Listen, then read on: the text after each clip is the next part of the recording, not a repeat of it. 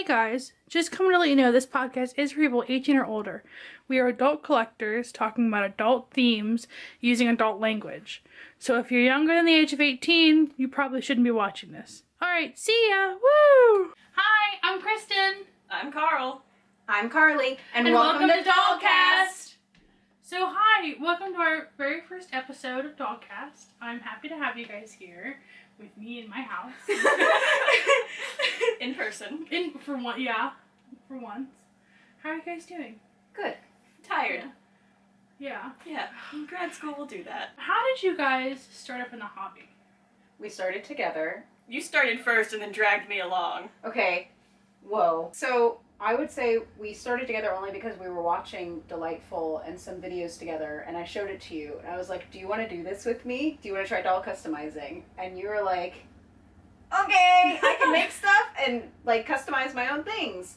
So it worked out in a way where we both like shared the supplies, we split them, and then just kind of started customizing together. I think our very first custom, it was more like, you can use my supplies because I have so much yarn, and then like I can try to make the clothes because I can hand sew. But at that point, I didn't want to make my own yet because I was intimidated, and you like kept pushing until I made my own. Right. The intimidation of like every 5 seconds, oh god, does this eye look okay? Yeah. Or like my brow is not even there. And constantly checking, like as we did our first face ups, like constantly checking on each other and seeing what was going on. Yeah, that's cool. It's always, I have the hardest time with eyebrows sometimes because it's like, you know, they're supposed to be sisters, not twins, but I'm like, I want them to be twins, okay? But they're like distant cousins who've never seen each other in like once in a while. It's, ugh. Face-ups are hard. Repainting is hard. I can't draw eyes very well on dolls. Yeah. I don't know how you guys did it for a long time. Honestly, I've gotten to the point where I'm so lazy that I just leave the like painted on eyes there, and then if they're gonna get erased, I'll do that after I've done the shape, so I don't have to sit there and try to make the eyes even. So how long have you guys been into doll collecting in general? I was not into dolls as a kid, so I didn't really get into doll customizing and like doll collecting until just a couple of years ago. Yeah. I mean, my aunt's like a doll collector, so she always was giving me dolls when I was a kid, and then I didn't play with them because I was scared to break them. And just sort of like played with like Barbies and action figures, so like seriously in the hobby same time as Carly. Mm-hmm. Oh yeah, but just sort of tangentially there, it's been a while. The first doll show, the one, because you met Kristen at a different doll show, and then you brought me to the one in the fall. Yeah. And at this point, all I had were like 1/6 figures, and you had the single Hujo Phoebe. Yeah. And then you with your grace of like 6 dolls at your display, and we were just like, oh. Well, it's weird because I'm sort of the only person who does BJD stuff. You really are. I mean, There's occasionally like the old, like, I mean 80% of the doll show in here is like older women who have dolls and who do mostly antique dolls, like that whole booth of horrifying 1800s like dolls. Yes. I hate going in there. Or like the booth of reborn heads. My god. Have you seen the table where they just lay them all out? Yes. I hate it. I'm sorry. A lot of for some reason Uncanny Valley. It looks like legitimately dismembered babies. Yes, it does. Well, it's weird how there's this overlap of Reborn and BJD. They kind of overlap, and I'm like, no, please. Like, no offense to anyone who's Reborns, but holy shit, I can't do it. I just can't do it. It's so weird. I don't really mind them as much when they're like put together, but it's just when they're disassembled, like a disassembled BJD or like a smart doll. Doesn't freak me out, but when it looks like an actual baby that's just like dismembered, it scares me a little bit. And I have seen some BJDs that fall into the uncanny valley and freak me out a little bit too. Sometimes. I was looking on Instagram the other day at something, and I was like, oh, that doll looks cool. And then I was like, that's a person. But the people who do like the really cool, like realistic face-ups how do they do it? It's amazing. I don't understand. Like you see that, like you'll see stages that they're doing. They're like, now I'm doing the freckles, now I'm doing the veins, and now I'm adding like the most. And like, the skin texturing too. Yes. That's amazing how they do like it's crazy. It blows my mind to see these like, and when they Photoshop out the joints sometimes, it's like, that's a person. That is 100% a person. And it's like we're over here struggling to get eyebrows. Yeah. Well, I never do eyelashes either, and so it's like I can't get them to look right. They look bad. They look like something from like a Clockwork Orange. It's so hard to do that little tiny like boop boop line, and I'm like, I can't do it. My hands shake too bad. It's like, okay, now your eyelash is down here. Have you done the false eyelashes in there?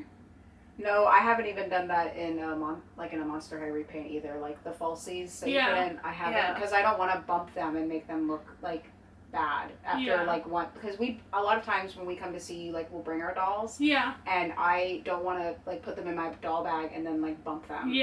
I've got a custom that I bought, and she kind of has eyelashes. They're not like super like fan fluff, so I'm not scared about those, but I do have one that I got like the factory face up, and she came with eyelashes, and I just want to rip them out so bad. That's like the first thing I do when I get a doll. I'm like, but they have to look good, because Alex has eyelashes and they look great. Yes. But like you buy like just a shitty company face up and it's like I mean they looked okay, and then I did like the protective saran wrap thing when I was making a wig cap for her, and I smushed one side, and so they're awkward now and I hate them. Oh, I'm sorry. But I'm scared to like mess up her face up if I pull them out. Oh. So and she's like one of the really, really tiny ones, so I'll just be sitting here trying to repaint like a 1/8 scale head. So what was your first BJD? That tiny one. Do you know what she is? Doll Zone. Ivana. Yeah. Because I was horribly intimidated by anything bigger than a Monster High. Yeah. And I didn't want like a children doll. Like I didn't want one that looked like a toddler or even like a little Fee kind of size. And so that was like the mature tiny that I found. And the weird thing is that I liked having the wings. But for some reason I was like, no, human body, I'll put the wings on later. Make my own. Right. Don't know what I was thinking doing that. We were getting them, and it was the like concepts of just like, I just want a BJD, and you were very set in size, and that was what was available, so you hadn't really thought about what character or what you wanted to do with her. Yeah, it was more like, what is something that I can sew for and not lose my mind? Yeah, it's so intimidating seeing like the giant house boys and the big ones. You know, I mean, even like going from MSC to Smart Doll, I was like, can I really do this? This is. But it's so nice to sew for bigger sizes. It takes more fabric.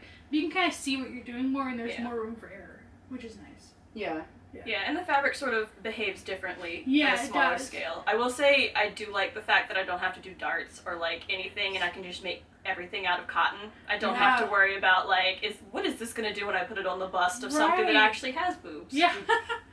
Yeah, boobs suck. Like they look great, but I'm like, I hate sewing for them. That was the intimidating part of getting a like big breast sculpt for the second doll that I had gotten, because she just has such like very round shaped breasts too. They're not naturally shaped. They're balloon boobs. Yes, they are. And it's that moment of like, what do I do with her? What was your first doll? Not counting a Hujo Phoebe, which I did get, but a lot of people don't classify them as BJD because they're made of ABS plastic. But my first resin doll was a Little Fee Auntie. So cute. I know. But I think a Hujo is still a BJD. They're still strong. Well, that's like, I think a lot of people would consider, like, I think vinyl dolls, ABS plastic dolls, and resin dolls all kind of fall in the same BJD category for me. They're all, like, the jointing system is all very similar. Yeah. So that's why I think, like, whether you have, you know, a doll fee or if you have a smart doll or whatever, I would say they all fall into the BJD category. I think like DOA's classification is weird anyway. I remember when I first started sewing, I didn't know how to do darts or make boob give, and so I was just like, oh, I really like this outfit that I made. Just like, ugh. Mine was always sleeves. Like everything I wanted to make, it was either going to be sleeveless or I made somebody else help me with the sleeves. And even then, sometimes it was like, oh boy, I wish I could put my arms down. Well, it's like when I started sewing, I thought the sleeve was just a tube sewn onto like the side of an armhole, and now I'm like, oh, there's a curve there. I didn't know that was there. Wow. So y'all just stay in your sewing room. I'll stick to my hot glue and begging you guys to help me. I mean, you did pretty good. I tried. You made a kimono. I know, but with help. You've hand sewn some stuff. I helped you. I have. You're still pretty good. I hand sew everything because my sewing machine is broken and expensive to fix, so I'll just hand sew it all. Which is why I like sewing for dolls, because I don't have to worry about reinforcing stitches, because it's not like they're going to sit down and bust like the crotch seam out, which you can do in a real thing if you're a person. I have to triple reinforce Chase's seams, because he will come and like, oh, I busted it out, just a small hole and the whole side will be ripped out. And I'm like, what did you do in this? He's like, oh, I did a belly flop on the ground. Just for the record, Chase is a drag queen. Yeah. If you follow my Instagram, you will have seen that I make clothes for a drag queen named Chicky Parm. So good. It's so weird because sometimes it's the same as sewing for doll stuff depending on what it is. Like sometimes I've used doll patterns to make his clothes. Right. I've sized it up, or I've done like I made this haltered evening gown for him and I sized that down to. I use that concept to size it down for doll stuff, and it's not really that hard. You just put the measurements in. It's called flat drafting. Apparently, it's harder to do, and I'm just like, you got this. I do it all the time. I understand. I like that you can cut corners with doll sewing. Yeah. You can cut a lot of corners. Oh yeah. it's like I could do things properly, or I could make 20 of one item. Do you know what I mean? Which it's like a weird trade-off, but it's like I could actually cut and like hem a collar piece, or I could just turn down the collar and glue it down if I'm being really lazy. Oh man, if you see like the inside seams of some of the stuff I've sewn, it's bad. Because I did not care. Because no one's gonna see it and it didn't have to hold up to like actual movement. Caroline and I do a lot of it together, so I'll be like, pull the back a little bit so it's tighter on here, and then hold it right here, and then move your hand just a little bit. I mean, that's how a lot of actual like fashion magazines and stuff. Yeah, they use those big clamps. Yeah, like to make things fit. It's you can't see the back, and there's like massive clothespins that are pulling it tight because it's hard to have something custom made for whatever model you're getting the day. So they cheat too. I mean, honestly, I'm thinking for in the future with a lot of my Monster High customs, because I have like, what is her name, Bloodgood, where her head comes off. I'm thinking about making it so their heads can come off so I don't have to do closures. Ooh, that's good. See, that's... Because, I mean, that's what, this is Disney Princess Mysterio, and his head comes off because there's no way you could get anything over that head. Yeah, right. God, no. Jesus. So I sanded down, like, the neck peg stuff so his head can just pop right on off. So I'm thinking about doing that in the future. And my one dad, however you say it, she came with a D-ring in her head that was too big for the neck hole, and so you couldn't take her head off. And I'm like, if I make clothes, I gotta take her head off. I can't like shove that over her head. Her head's huge. I find myself also not changing clothes with dolls that don't have like a quick release system for their head, like dolls that have their S hook that doesn't catch at the bottom. Yeah. I'm always worried I'm gonna drop an elastic because I know that you would be able to help me, but when you're not there, I'm like, I'll just like try to put it over his big head and just hope that this works, or like, I'm not going to change your clothes today. Well, Mom, the minifee neck key system is so easy. Oh, yeah. My mom was like, I don't know how to use it. And I'm like, you literally just turn it off. Yes. You just boop and boop, put it back. I'm not gonna lie, when I first got my little tiny Ivana, I didn't realize I could take her head off very easily because I was afraid to drop it, so I was just making her stuff with closures in the back because I was like, I'm not losing your hand stuff. Yeah, I blame you. Jeez. It's like, I was terrified of losing minifee hands. Because I take them off and pop them back on. But one time I was, I keep my minifee headless and handless. And so one time I was trying to find her hands and I'm like, did I just throw her hand away? Oh my God. Luckily I didn't, but that's like a big fear of mine, is losing the hands and feet. So what is your favorite part of the hobby so far? Of the BJD hobby, or I guess doll hobby, whatever. Aside from getting together and having hangouts, like doing face-ups is my favorite part. I would say like, I'm very into the character building, and I would say the face-up is very gratifying to get to like finally make your character into like a person or into whatever you're making, you know. Because I do mock-ups sometimes when I have the time, and it's like it's so different to see it on the doll versus a mock-up. I do a lot of like planning before I get a doll or before I do their face-up, so I feel like they go through a lot of stages of trying to decide what their character is. And it's mine too. Also, like I'll do a face-up, and I'm like, I don't really like it that much, and I'll change it every so often. So even after it's still done, I'm like, I'm still trying to find out who you are. Roxy's had like 10 face-ups over like the 7 years I've had her. So but I think that's good. It's evolving, and so is your style. Yeah, I agree. I want to redo Clara's face-up one day, but it'll happen one day when I have time. It's just a dedication to sit down and do it. Yeah. It's true. It's much more motivating when we do it together, when we have our face-up parties, to be like, okay, at the end of the week, I'm going to do it, you know? Yeah, because we can't just, like, give up in the middle of it. Yeah. Right. There's a, what's the word? We hold each other to it. Yes. Yeah, it's really nice. Because I'd probably just have, like, partial face-ups if we didn't do the face-up parties. It would be like, they have one eyebrow because I didn't want to do the other one. I just have one eyebrow going like this. I'll just put some hair over it. No one will know. Yeah. It's true. Yeah, a lot. When I first did facelifts, I didn't know how to do eyebrows, so I didn't do eyebrows, so all my dolls were eyebrowless. I love that. Yeah, so they were just like, let me do just eyeliner and no eyebrows. I've seen where, like, people make, like, little stencils for the eyebrows, and sometimes I'm really tempted to do that just to make my life easier. I wonder if I could. You probably could. I could, like, cut out Cricut stencils and... So what's your favorite part of the hobby? I guess just sort of creativity in general. Like... It's a good outlet for it. Yeah, because, like, it's way too expensive to make, like, human clothes the way I make doll clothes. Where, like, I'm using old scraps and just the paper to actually make my own patterns and the time to sit there and sew, and then what happens if it doesn't fit. Like, so I wasn't doing a lot with any of my sewing because, first of all, I was not going to hand sew a lot of stuff for humans. Gee, I on can't that scale. imagine that. But then, like, just I don't want to mess up my materials and things like that, so sewing at a smaller scale, it's much better. Yeah, much less scary, I guess. Yeah. I'm more likely to actually use the stuff. Which, I think that's really good, because sewing for human clothes is awful. I hate it. I mean, I do it, but I hate it. But, I like sewing. Yes. I think that's very clear. I don't know, I've always wanted to do fashion design.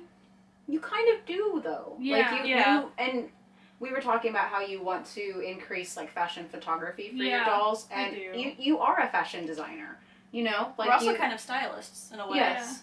Yeah. I kind of do everything, honestly. I'm a makeup artist. No, I don't do...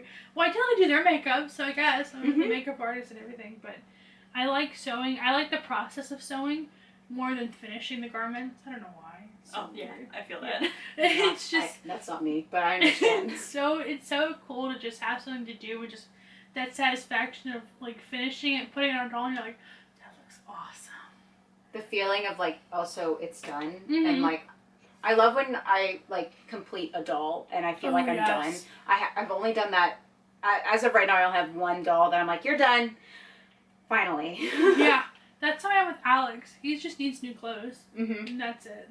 I want to make, like, doll dioramas and stuff for them. Yes. Because I feel like right now they're just sort of either sitting on, like, a box, or they're just, like, sitting on, like, my dresser. Because I don't have anywhere to, like, put them. There's nothing for them to, like, really sit on. The, like, 18-inch, like, ones, the 18-inch houses and stuff were perfect for them. So, like, there's this cute little beach house at Target that's, like, $100, and I'm like, it's got, like, all this furniture in it, and I'm like, oh, it's really cute, I really want it. I know, like, the miser in me that Carly has helped cultivate, like... I'm sorry. Because, like, one of my family members, like, has a, like, manufacturing plant, and they have all this spare wood, so I'm like, I should just literally go down there and or have them ship me wood, and then I can make it myself, but when I get down to the price... When I get down to the price of, like, having to, like, get the nail gun and, like, make the furniture and do all this, it probably, cost-wise, it will end up being close. The same. Yeah. But then I also have access to a laser cutter, so if I get, like, the, files for how to, like, cut the wood furniture, all I need is the wood, and then I can do that, potentially, so part of me is just, like, make it yourself. But then I look at the things that are already done and I'm like, but that already looks so good. That is the downfall of being a miser, is I want to make it myself because it seems cheaper. But I have grown mostly with this hobby in that, like, okay, I know that this will take me forever. Yeah. Or, like, I do not have the skills to make this look the way I want it to, so I will buy it if that's the case. Like, wigs. I will buy one. Me too. I've gotten to the point where fiber wigs all the way. I'm like, oh, I can make a wig. And then I make one and I'm like, this is a mistake. But I have a friend that's going to make me shelves for in here. And I've debated on asking him to make me, like, a smart doll room. And I'm like, please.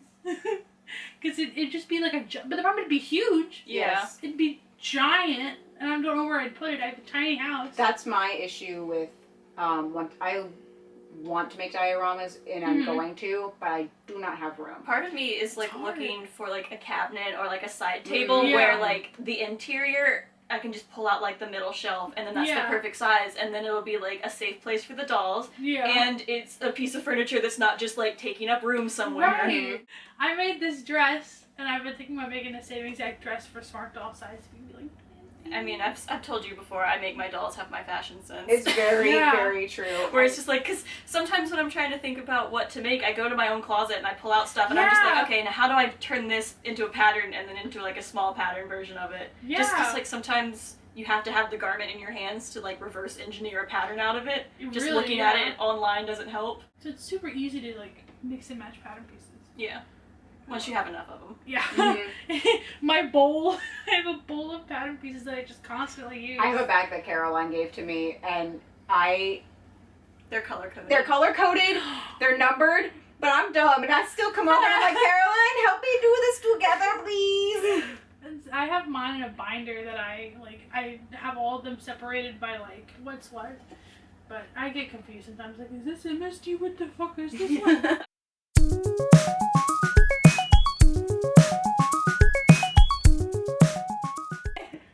It's gonna be all ass. All ass. Ass, ass,